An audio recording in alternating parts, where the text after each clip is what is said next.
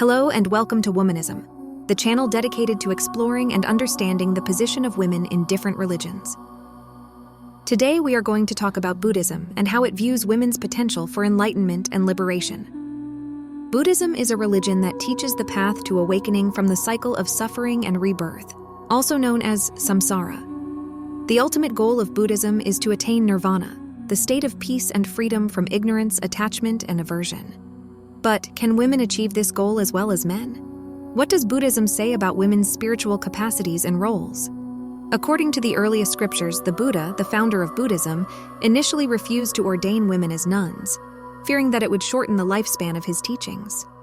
However, he later changed his mind after his cousin Ananda asked him if there was any reason why women could not realize enlightenment and enter nirvana.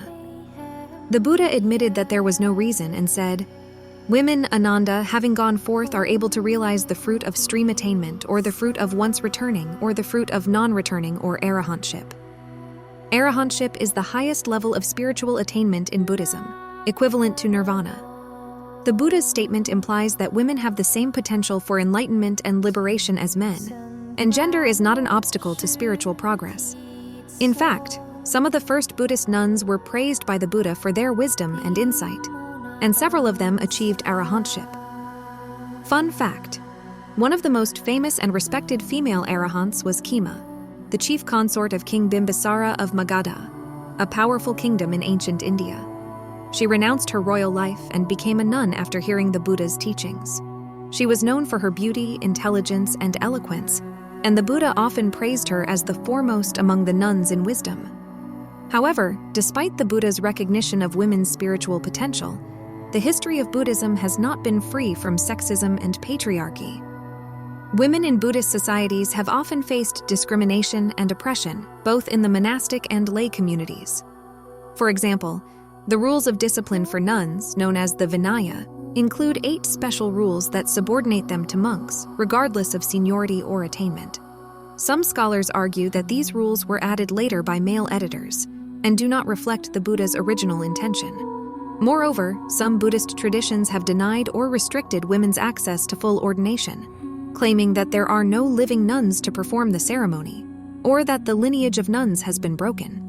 As a result, many women have been confined to the status of novices, lay followers, or informal practitioners, without the same rights and opportunities as men. This has been the case in most of the Theravada and Tibetan schools of Buddhism, although there have been some recent efforts to revive the nuns' ordination in these traditions. Fun fact: the only surviving lineage of fully ordained nuns in Buddhism is the Dharmaguptaka lineage, which originated in China and spread to Korea, Vietnam, Taiwan, and other parts of East Asia. This lineage traces its origin to a group of Sri Lankan nuns who traveled to China in the 5th century CE and ordained 12 Chinese women. The Dharmaguptaka nuns follow the same rules as the monks, except for the 8 special rules, and have the same authority and responsibilities. In conclusion, Buddhism has a complex and diverse view of women's potential for enlightenment and liberation. On the one hand, it affirms that women have the same spiritual capacities and goals as men, and that gender is not a hindrance to awakening. On the other hand, it has also been influenced by the cultural and social norms of the societies where it has developed and has often reflected and reinforced the inequalities and prejudices that women face. Therefore, it is important to distinguish between the core teachings of Buddhism and the historical and institutional expressions of Buddhism, and to critically examine and challenge the sources and effects of sexism and patriarchy in Buddhism. Thank you for watching this episode of Womanism. If you liked this video, please give it a thumbs up and subscribe to our channel for more content on women and religion. See you next time!